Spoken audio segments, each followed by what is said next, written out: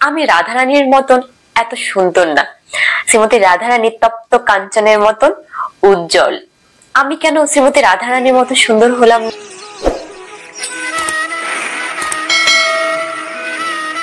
হরে কৃষ্ণ। সামনেই আসছে দোল পূর্ণিমা, আমাদের সকলের একটি পছন্দের উৎসব। এই দিনে গৌর পূর্ণিমা এবং হোলি উৎসবও পালন করা হয়। একই দিনে তিনটি উৎসব, কেন সেটা কি বলতে পারেন? আসলে আজকে আমরা এই তিনটি উৎসবের মাহাত্ম্য সম্পর্কে জানবো। তো জানতে হলে অবশ্যই আমাদের ভিডিওটির সঙ্গে থাকুন। নন্দন যে সতীসুত হইল সেই, বলরাম হইল নিতাই। প্রথমে আমরা জানবো গৌর পূর্ণিমা কি। গৌর পূর্ণিমা হলো মহাপ্রভুর আবির্ভাব তিথি। তিনি পতিত পাবন।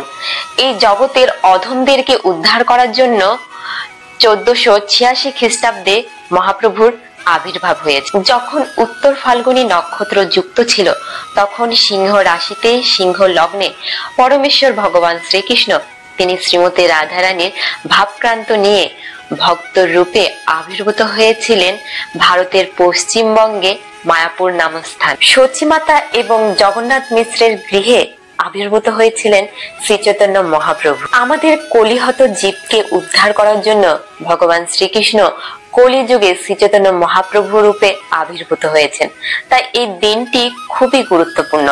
অবশ্যই আমরা সকলে গৌর পূর্ণিমা উৎসব পালন করব। অবশ্যই সকলে গৌর পূর্ণিমা তিথিতে উপবাস করবেন। উপবাসের আগের দিন পরের দিন আমিষ আহার পরিত্যাগ করবেন। গৌর পূর্ণিমার দিন সকালে শ্রী চৈতন্য মহাপ্রভুর চরণে পুষ্প দিয়ে সংকল্প করবেন যেন আপনি নিষ্ঠার সাথে এই উপবাসটি পালন করতে পারেন। তারপর চন্দ্র উদয় বা সন্ধ্যার পর শ্রী চৈতন্য মহাপ্রভুকে মহা অভিষেক করে অনুকল্প প্রসাদ গ্রহণ করতে পারেন। তো অভিষেক যদি আপনারা বাড়িতে না করেন, আপনার নিকটস্থ যদি কোনো মন্দির থাকে তাহলে আপনি সেখানে অভিষেক করতে পারেন। যদি আপনার কাছাকাছি কোনো মন্দির না থাকে তাহলে আপনি চিত্রপটে আপনার বাড়িতে অভিষেক করতে পারেন খুবই সহজে। আমাদের সকলের বাড়িতে পঞ্চতত্ত্ব বিগ্রহ থাকে বা চিত্রপট।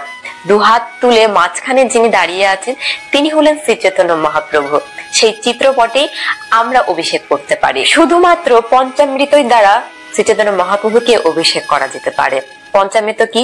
দুধ, দই, ঘি, মধু, চিনির জল অথবা বিভিন্ন ফলের রস দ্বারা। তারপর শেষে পুষ্প অভিষেক করবেন। চৈতন্য গৌরাঙ্গ মহাপ্রভুর এই মন্ত্রটি উচ্চারণ করবেন। নমো মহাবদান্যায় কৃষ্ণ প্রেম পদায়তে কৃষ্ণায় কৃষ্ণ চৈতন্য নামনে গৌরতীর্ষেই নমঃ। অর্থাৎ আমি পরমেশ্বর ভগবান শ্রী চৈতন্য মহাপ্রভুকে সশ্রদ্ধ প্রণাম জানাই, যিনি স্বয়ং শ্রীকৃষ্ণ এবং অন্যান্য অবতার অপেক্ষা উদার এবং অত্যন্ত দুর্লভ কৃষ্ণ প্রেম প্রদান করেছেন। শ্রী চৈতন্য মহাপ্রভুকে খুব সহজে অভিষেক করে আপনারা একাদশীর মতন আহার করবেন। অবশ্যই অনুকল্প প্রসাদ গ্রহণ করবেন। একাদশীতে যেমন আমরা দুধ, সবজি, বাদাম ইত্যাদি গ্রহণ করে থাকি, তেমনি এই উপবাসেতেও সন্ধ্যাকালীন অভিষেকের পরে আপনারা সেই অনুকল্প প্রসাদ গ্রহণ করবেন। তারপর পরের দিন সূর্য উদয়ের পর সেই উপবাসের পালন করবেন। তাছাড়া আপনি সারাদিন শ্রী চৈতন্য মহাপ্রভুর লীলা এবং তার গুণমহিমা কীর্তন করতে পারেন। শ্রী চৈতন্য চরিতামৃত গ্রন্থটি অধ্যয়ন করতে পারেন। তো আমরা খুব সহজেই জেনে গেলাম কিভাবে শ্রী চৈতন্য মহাপ্রভুর আবির্ভাব তিথি উৎসব পালন করতে হবে। খুব সহজে আপনি আপনার বাড়িতে এই উৎসবটি পালন করতে পারেন। আমরা জানবো দোল উৎসব কি। শ্রী চৈতন্য মহাপ্রভু আবির্ভূত হয়েছিলেন কলিযুগে আর শ্রীকৃষ্ণ দাপরে। তো এই দাপরের লীলাতেই ভগবান শ্রীকৃষ্ণ এই দোল উৎসবটি পালন করেছিলেন।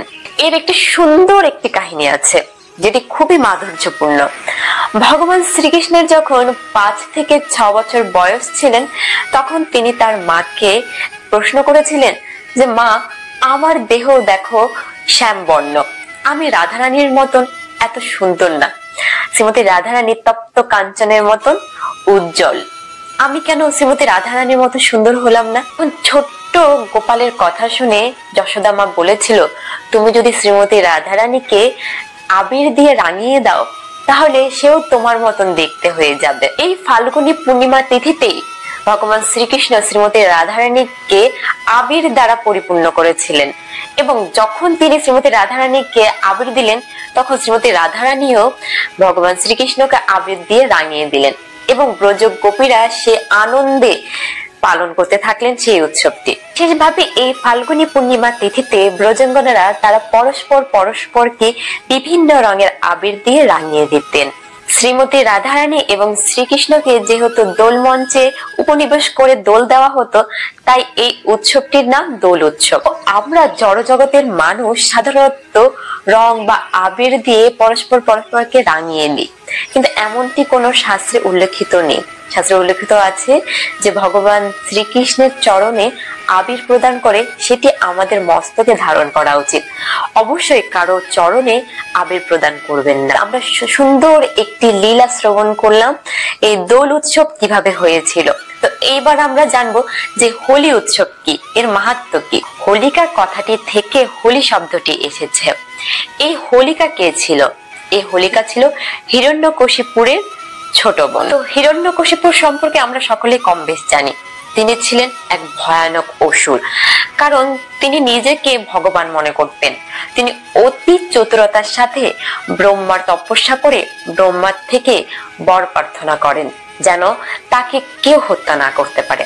এমন 10টি শর্ত নিয়ে তিনি ব্রহ্মার কাছ থেকে মৃত্যুঞ্জয়ের বর প্রার্থনা করেন। অবশেষে বর লাভের পর তিনি আরো হিংস্র হয়ে যান এবং তার রাজ্যের সমস্ত জায়গায় তিনি নির্দেশ জারি করেন যে তিনি হচ্ছেন ভগবান, তার উপরে আর কোনো ভগবান থাকতে পারে না।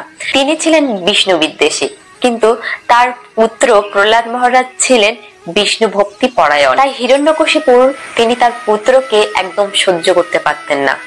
অনেক চেষ্টা করেছেন তাকে হত্যা করার জন্য। কখনো পাহাড় থেকে ছুঁড়ে ফেলে দিয়েছে, কখনো বিষ পান অথবা হাতির পদতলে, কিন্তু সমস্ত জায়গা থেকে বিষ্ণুই তাকে উদ্ধার করেছে। পরবর্তীতে এই হোলিকার দ্বারা তাকে দহন করার চেষ্টা করে। কচ্ছপ মুনির কন্যা হোলিকা তিনি ব্রহ্মাকে সন্তুষ্ট করে তার কাছ থেকে একটি চাদর বর রূপে লাভ করেন। সেই চাদরটির ছিল বিশেষ গুণ। চাদরটি পরিধান করে যদি হোলিকা কখনো অগ্নিতে উপবেশন করে তাহলে সেই অগ্নি তাকে স্পর্শ করতে পারবে না। হিরণ্যকশিপুরের নির্দেশ অনুযায়ী হোলিকা তিনি প্রহ্লাদ মহারাজকে অগ্নিদগ্ধ করতে প্রস্তুত হয়। তিনি তার শরীরে চাদরটি জড়িয়ে নেয় এবং তার কোলে প্রহ্লাদ মহারাজকে উপবেশন করায় এবং তার চারিদিকে অগ্নি প্রজ্বলিত করা হয়। প্রচন্ড চিৎকার করতে করতে সেই অগ্নিতে হোলিকার মৃত্যু হয়। কিন্তু প্রহ্লাদ মহারাজ যেহেতু তিনি বিষ্ণু ভক্তি পরায়ণ ছিলেন, তিনি সর্বদা সকল বিপদে তার পরমেশ্বরকে স্মরণ করতেন আর বিষ্ণুই তাকে রক্ষা করেছিল।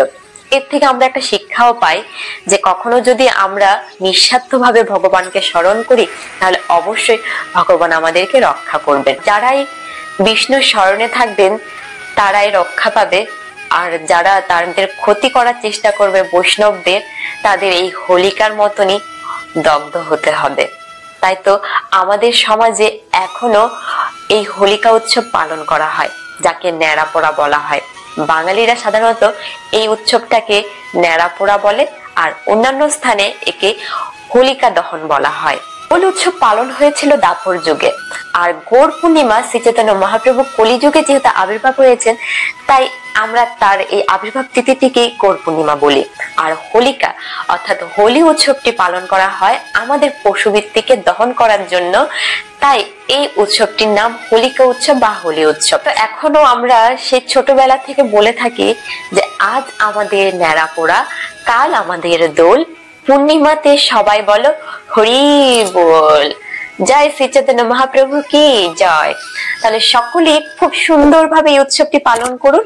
আর অবশ্যই এখনো যদি আপনি আমার চ্যানেলটিকে সাবস্ক্রাইব না করে থাকেন তাহলে অবশ্যই চ্যানেলটিকে সাবস্ক্রাইব করে সর্বদা আমাদের সঙ্গে থাকুন। হরে কৃষ্ণ।